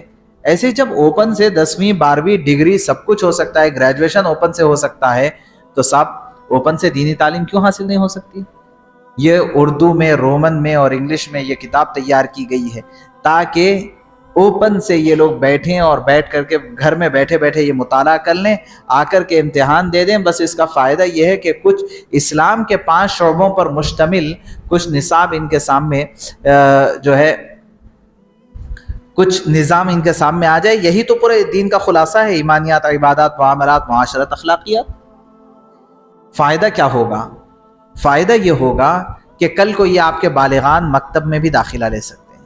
کم سے کم فائدہ یہ ہے کہ ان کو اس طرح سے آپ اپنے سے جوڑ سکتے ہیں تاکہ کل کو ان کو کارکن کے طور پر آپ استعمال کریں اور آپ ان سے کام لے سکیں۔ اب اس کے بعد بہت اہم ترین مجمع ہے، چوتھا طبقہ۔ کون سا ہے؟ پروفیشنلز کا۔ بالغان مکاتب صاحب ہم چلاتے بند کرتے کتنے شروع کرے گی، کتنے بند کر دیے گی۔ اب اس کے بعد ہم میں سے بہت سارے لوگ مایوس ہو گئے، بالغان مکاتب نہیں چل رہے ہیں صاحب، کیا کرنا ہو؟ آرنج نے ان لوگوں کو ایک مرتبہ ایک بات احتیاط کے ساتھ بولتا ہوں، مگر ڈر بھی ہوتا بولتے ہوئے، جس نبی کو اپنی قوم سے شکایت ہوئی وہ قوم کے اوپر عذاب آ گیا۔ دیکھ لیجیے، آپ پوری قرآن دیکھ لیجیے۔ یہی وجہ ہے کہ رسول اللہ صلی اللہ علیہ وسلم کو کبھی شکایت نہیں ہوئی۔ اللہم اہدی قومی فإنہم لا یعلمون بولتے بولتے گزار دیے کو۔ اور اپنی صورتحال کیا ہے معلوم؟ معافی کے ساتھ پیشگی معافی کی درخواست۔ ذرہ نہیں ہوا تو اپن پورا بچوں کی شکایت کرتے رہے، بچے نہیں آ رہے، بچے فیس نہیں دے رہے، بچے ڈریس پہن کے نہیں آ رہے، بچے ایسے بھی بالغان اتنا کوشش کرو مول صاحب، اتنے مرتبہ اعلان کرا، اتنا بولا، اتنا کرا، آرنج نہیں آئے سو 4 دن میں بھاگ جا رہے ہیں پڑھے۔ ان سے شکایت نہ کرو، اپنے آپ کو دیکھ لینا ہے کہ میرے اندر کمزوریاں کیا ہیں۔ بالغان مکاتب کے ناکام ہونے کی جو بہت ساری وجوہات ہیں، ان میں سے اہم ترین وجہ بالغان کی نفسیات کو نہیں سمجھنا۔ دیکھیے، سوال یہ ہے کہ ان مکاتب کے قیام میں یا انہیں منظم کرنے میں ہم کیوں ناکام ہیں؟ جواب: نفسیاتی تقاضوں کو پس پش ڈال کر محض دینی تعلیم کی بنیاد پر لوگوں کو متوجہ کرنے کی وجہ سے ہم ناکام۔ انہی نفسیاتی تقاضوں کو سامنے رکھ کر قرآن فہمی کورسز مرتب کیے گئے ہیں۔ وہ نفسیاتی تقاضے جنہیں نظر انداز کیا جا رہا ہے، کیا ہے بھائی؟ جن نفسیاتی تقاضوں کو نظر انداز کیا جا رہا ہے بالغان مکتب میں، وہ کیا ہے کہ عام طور پر کورس کا دورانیہ یعنی ڈیوریشن طے نہیں ہوتا، اور اگر طے بھی ہو جائے تو اتنا لمبا ہوتا ہے کہ جس کا تحمل نہیں ہو سکتا۔ ماہرین نفسیات کا کہنا یہ ہے کہ ایک مصروف ترین آدمی صرف 20 دن کا کورس ہی برداشت کر سکتا ہے۔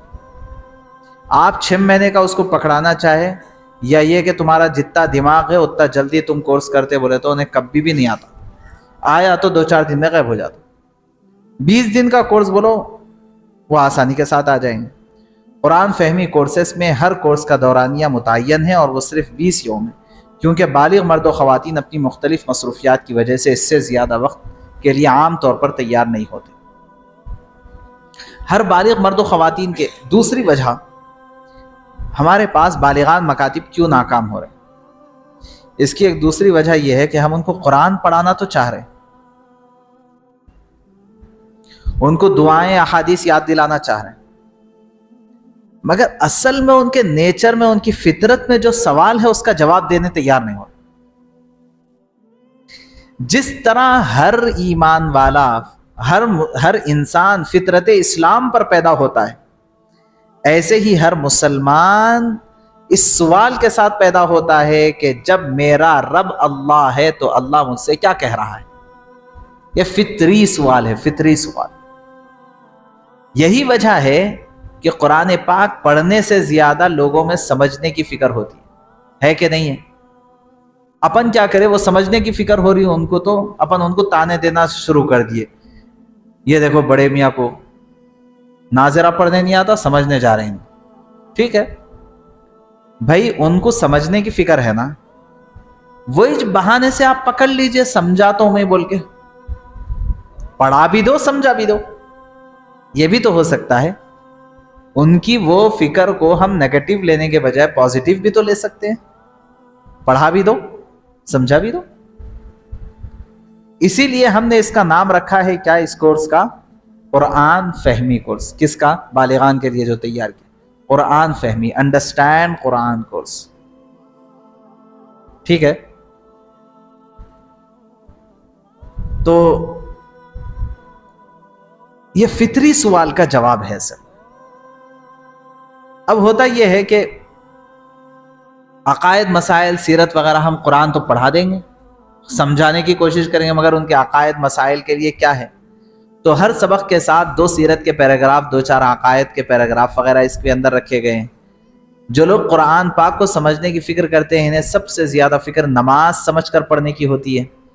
اس کا حل یہ ہے کہ اس کا پہلا حصہ نماز فہمی پر مشتمل ہے، اور عام متن واقعات اور کہانیوں سے لوگوں کو فطری دلچسپی ہوتی ہے۔ لہٰذا اس کورس کی ترتیب یہ ہے کہ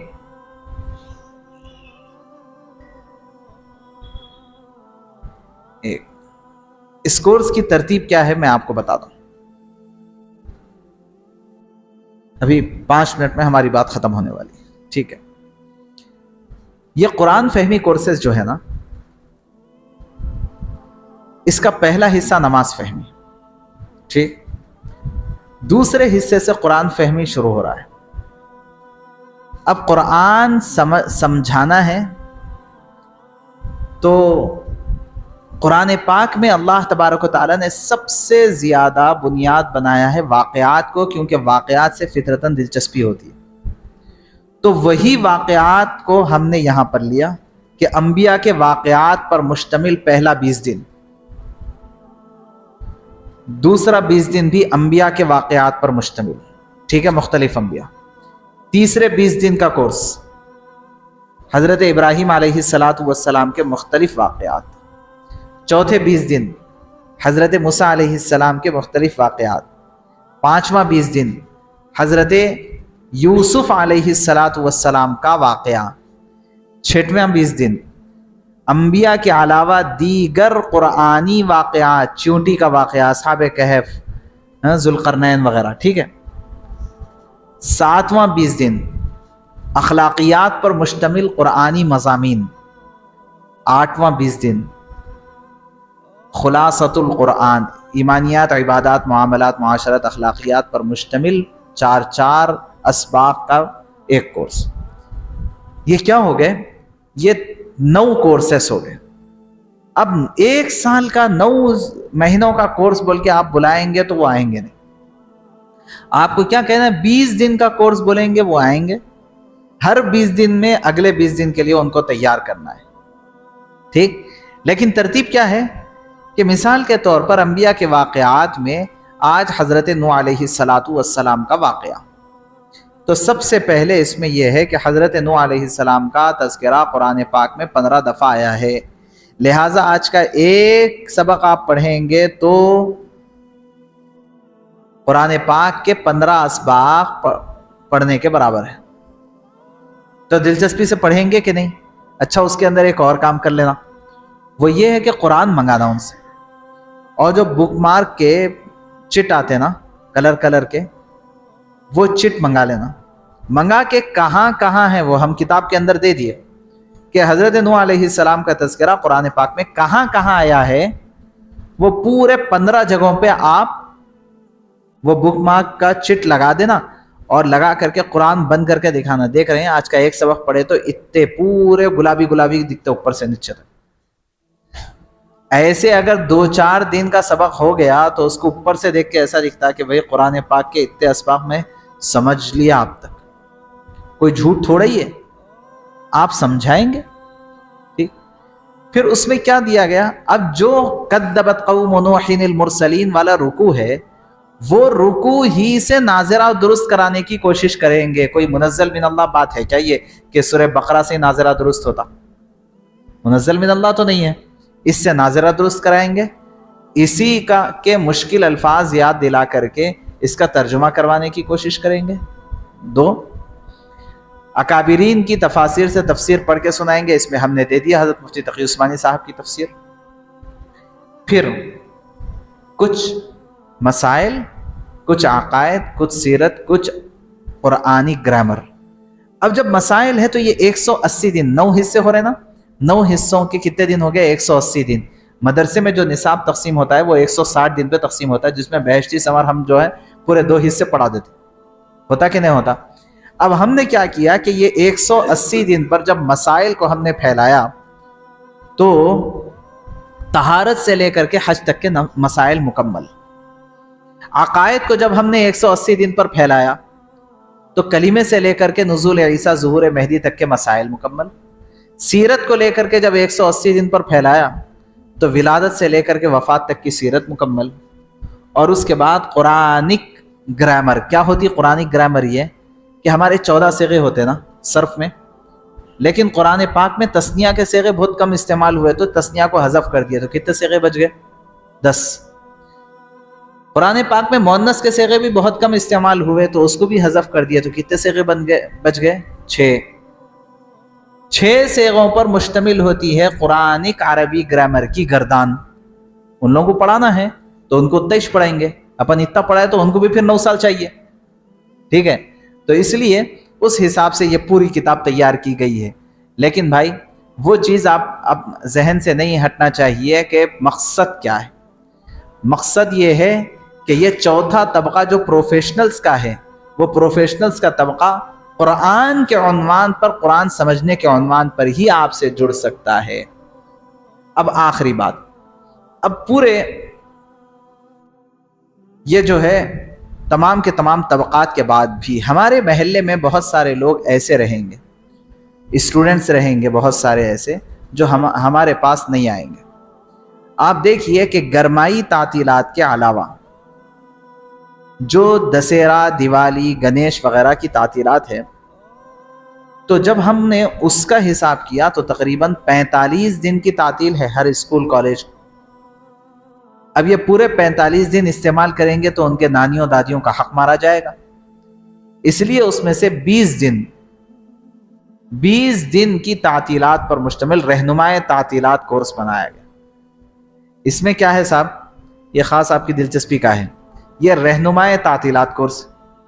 کون سے تعطیلات؟ گرمائی تعطیلات کا نہیں ہے یہ گنیش، دیوالی، دسہرہ، وہ سب تعطیلات۔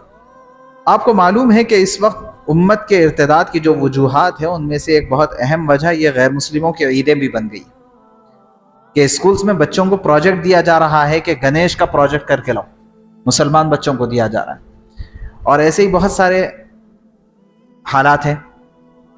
تو اب ہر تعطیل کے موقع پر ہم اصل میں ہوا یہ کہ بہت سارے ہمارے ساتھی ہم سے پوچھا کرتے تھے کہ مول صاحب بچوں کو جوڑنے کے لیے کیا کرنا، نوجوانوں کو؟ تو میں عرض کیا کرتا تھا کہ بھئی ان کو لے کے جاؤ کہیں پہاڑ پہ، لے جاؤ وہاں پر کھانا وانا پکا کے کھاؤ، کھیلو کودو، اور 1-8 گھنٹہ دین کی بات کرو، کچھ سمجھاؤ ان کو، پھر شام میں لے آؤ، کبھی فارم ہاؤس لے کے جاؤ، کبھی جنگل میں لے جاؤ، کبھی کچھ کرو، ایسا کرو، اس سے فائدہ ہوگا۔ تو اب یہ کرے، لیکن ہوا یہ کہ ایک مرتبہ دین کی بات کر لیے، 2 بار 3 بار قصہ ختم، اب اس کے بعد کیا کریں گے؟ اب کیا بولنا سمجھ میں نہیں آ رہا مول صاحب۔ تو اللہ نے دل میں بات ڈالی، تو الحمدللہ تمام تعطیلات پر مشتمل ایک کورس بن گیا۔ کیا اس میں کیا ہے؟ سب سے پہلے وہ تعطیل جس عنوان کی ہے، گنیش کی تعطیل ہے، دسہرے کی ہے، دیوالی ہے، تو مذکورہ تعطیلات و تہوار کا تعارف بمقابل اسلامی نظریہ کرے۔ یہ گنیش وہ پاورتی نہانے گئی تھی باہر، انہیں جو ہے نگرانی کر لیتے ٹھہرا تھا، اس کا شوہر آیا انہیں اندر جانے نہیں دیا، اس کی گردن مار دیا تو اوپر سے ہتھی کا سر آ کے لگ گیا۔ کوئی لاجک ہے؟ کوئی بات سمجھ میں آنے والی ہے؟ کچھ نہیں، کیا نہیں۔ اور یہ افسانہ اور فرضی کہانی کے اوپر کھربوں روپیہ خرچ ہو رہا۔ ہم اپنے نوجوانوں کو سمجھائیں گے؟ اس کے مقابلے میں اسلامی نظریہ، اس کے لیے بنیاد ہے قرآن ہے اور حدیث ہے، اتنے مضبوط، ایک طرف کہانی اور ایک طرف وہ بھی illogical کہانی۔ تو مذکورہ تعطیلات و تہوار کا تعارف بمقابلہ اسلامی نظریات۔ دوسرا عنوان اس کے اندر پیغام قرآن ہے، یعنی آخری کی 10 صورتیں مع ترجمہ و تفسیر۔ عقائد اور احکام ہے، احادیث و سنن، ایک عمل کی سنت اور حدیثیں، دعائیں۔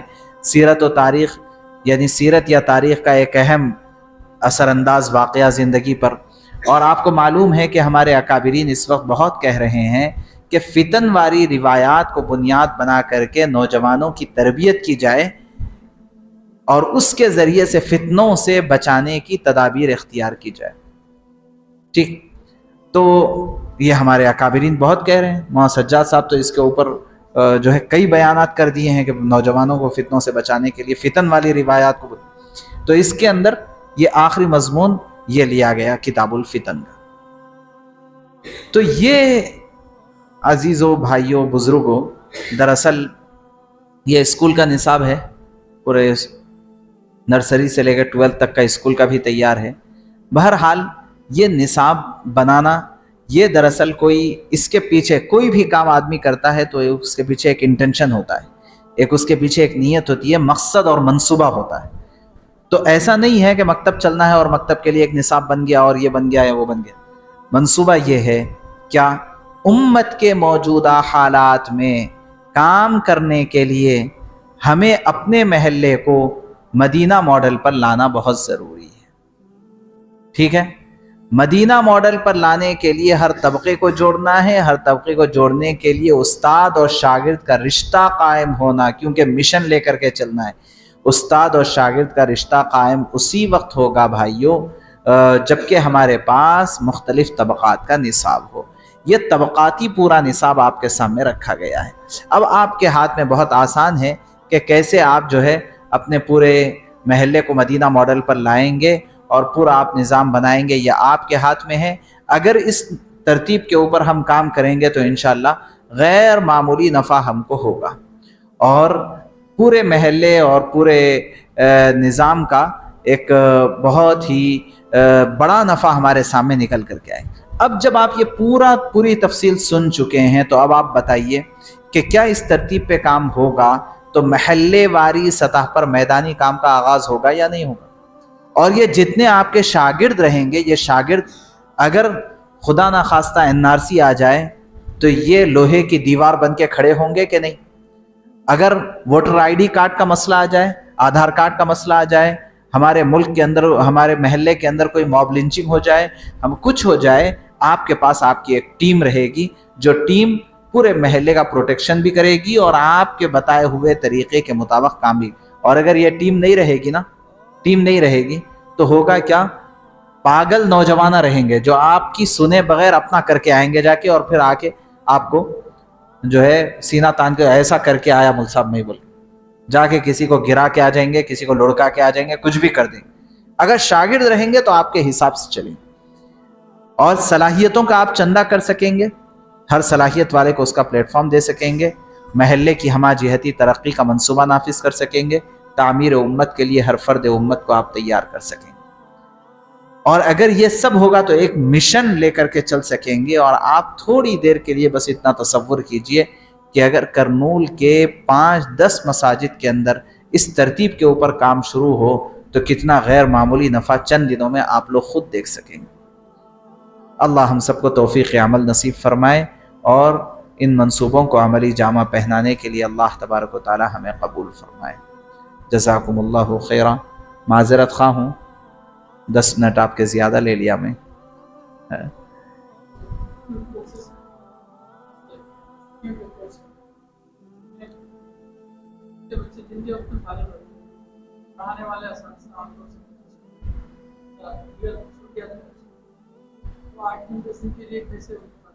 دس دن کا نہیں، بس مثال کے طور پہ گنیش کی چھٹی ہے، گنیش کی چھٹی 10 دن کی ہے، گنیش کی چھٹی تو 10 دن کی ہے، لیکن کورس ایک ہی دن کا ہے گنیش کی چھٹی، 1 دن یا 2 دن۔ دسہرے کی تعطیل 8 دن ہے، اور پھر ہمارے پاس اساتذہ کا بھی مسئلہ رہی ہے۔ یہ خاص طور سے وہ ائمہ جو اپنے محلے کے نوجوانوں کو جوڑنا چاہتے ہیں، ان کے لیے بہت آسان یہ رہے گا کہ وہ یہ اعلان کریں کہ مثلاً یہ ہے کہ گڈ فرائیڈے کی چھٹی کی مناسبت سے لڑکوں کے لیے علیحدہ اور لڑکیوں کے لیے علیحدہ کورس ہے 1 دن کا، یہ اعلان کرنا ہے 1 دن کا کورس ہے، آپ لوگ اپنے بچوں کو اس میں انرول کروائیے، انشاءاللہ بڑا فائدہ ہوگا۔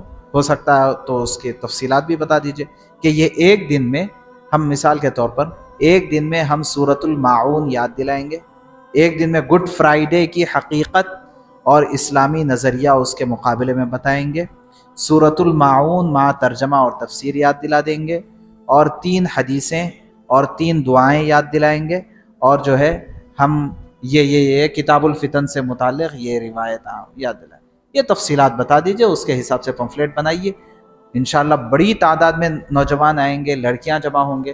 ایسا اگر آپ سال بھر کریں گے تو ایک معتد بھی مقدار بچے آخری کے 10 صورتیں کیا 15 صورتیں یاد کر لیں گے، ترجمہ ہو جائے گا، بہت کچھ ہو جائے گا سال بھر۔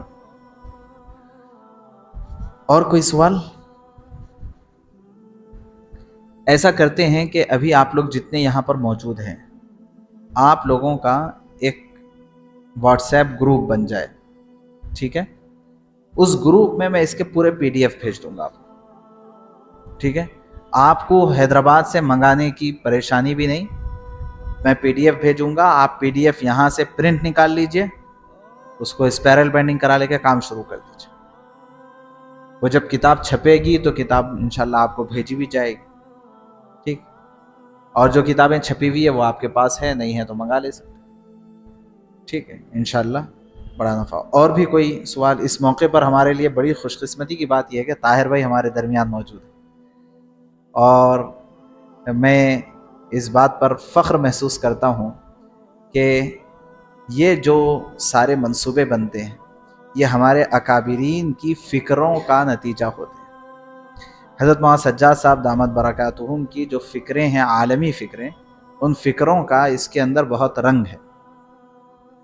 چونکہ میں حضرت مولانا سجاد صاحب دامت برکاتہم کا بہت قدرداں ہوں، اور حضرت شاہ صاحب دامت برکاتہم سے استفادہ کرنے کا کوشش کرتا ہوں استفادہ کرنے کی، اور ایسے ہی دیگر اکابرین جو موجودہ حالات پر نظر رکھے ہوئے ہیں، وہ کیا سوچ رہے ہیں اس بات کو سمجھنے کی کوشش کرتا رہتا ہوں، اور ان کی باتیں سن کے، سمجھ کے، نوٹ کر کے، سیرت کو پڑھ کے، وہ کر کے، ساری چیزیں کر کے پھر نظام بنتا ہے۔ تو موجودہ حالات پر نظر رکھنے والے اکابرین میں حضرت مولانا سجاد صاحب دامت برکاتہم سر فہرست ہے۔